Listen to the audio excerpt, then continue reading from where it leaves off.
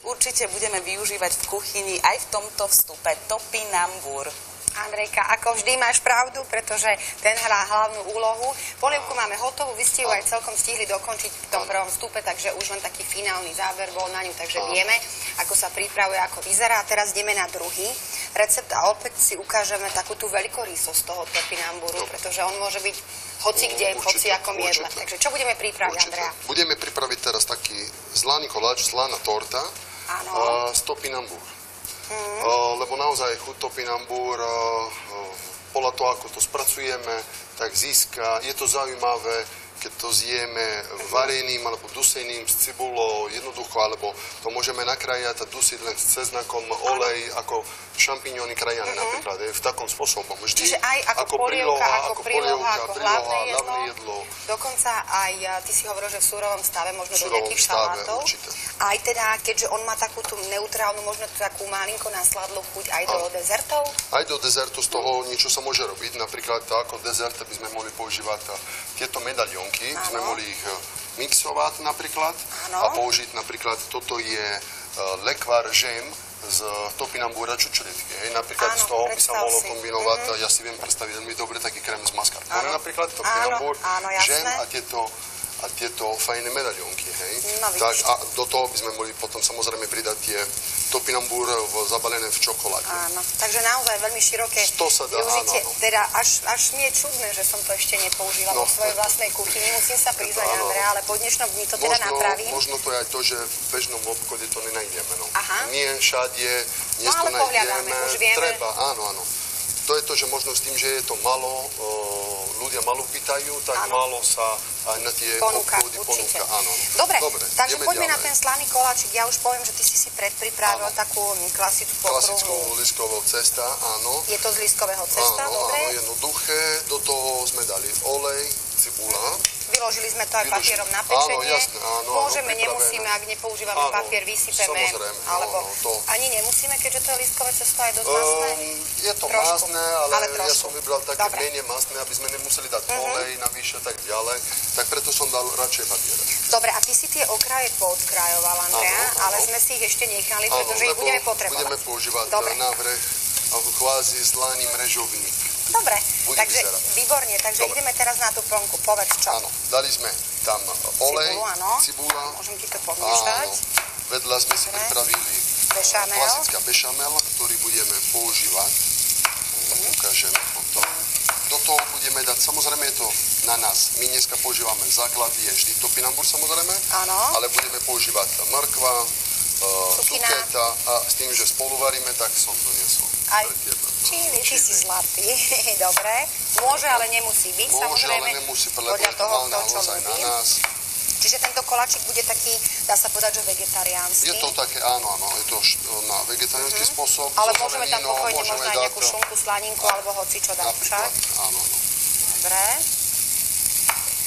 Ty si ten bešamel predpripravil, je dôležité, aby trošku vychladol, alebo môže byť hoci. Dobre, čiže my ho aj zohrievame malinko, dobre? Áno, zohrievame, lebo on studne, tak preto sme pridali troška oheň, aby bolo také.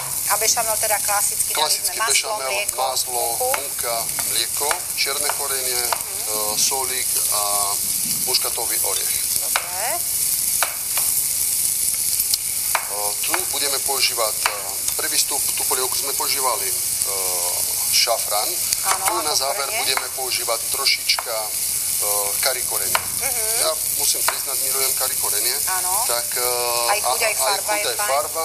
A s tým, že zlaný koláč z topinambur, tak to Andrea, aj tá mrkva pôjde na kolieska? Áno. Dobre, tak ja si takto požičiam, môžem ti pomôcť, ja to budem aj takto.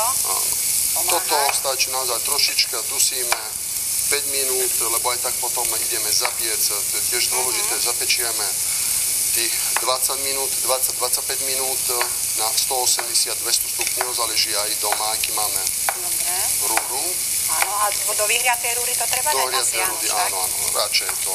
Cukinu sme neošúpali, lebo sme sme to umýli pekne so šupkou, preto sme používali aj tieto farby, hej, aby bolo trošička farebné, lebo v tom topinambur podstatné je to také neutrálna farba, taká biela farba, tak aby to bolo troška veselšie a troška pekné, áno. Dobre. súhlasím s tebou. Mohla som to len takto na kolieska? Môže byť, no. Mohlo to byť aj na menšie, ale nevadí. Nevadí. Zjeme to rýchlejšie, keď je na väčšie nakrajané. Dobre, čiže opäť to trošku osmadíme. Áno, dobre.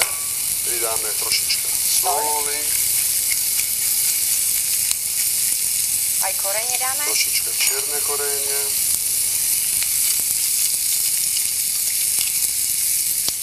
Pridáme si ten náš kari korene. Dobre, krásne to zavoňalo teraz. Áno. A teraz ako, budeme to vrstviť jednotlivé tie? Toto si zoberieme tu. Povedz. Áno, najskôr toto si ideme dať tu. Toto? Sem? Áno. Dobre. Toto si dáme tu.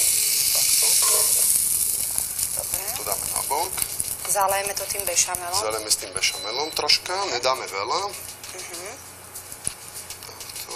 Naozaj toto minimum 3 deci, keď si robíme z 3 deci mlieka. A prečo nedávame veľa, aby to nebolo riedke príliš? Nechceme to, aby to bolo, áno, lebo do toho my na vrch dáme aj troška sír.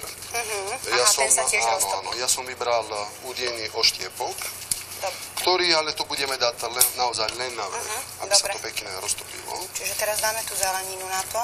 Áno. Teraz ideme takto. To môžeme pekne ukázať aj na kamere. Áno. Rovnomerne to rozotrieme. Tak, áno. Krásne tá mrkva, takto veľká krajana, to robí hneď lepší pohľad. Takto. Pekne, dobre. Teraz to tu dáme na kraj, aby nezavadialo. A teraz dáme na vrch tie naše. A nedáme ten sír? Ten sír dáme potom, áno. Lebo budeme si vybrať, my ten sír dáme práve, aby to vyšlo tak tie porcie, takto. Že urobíme mrežovník. Áno, viac menej taký mrežovník.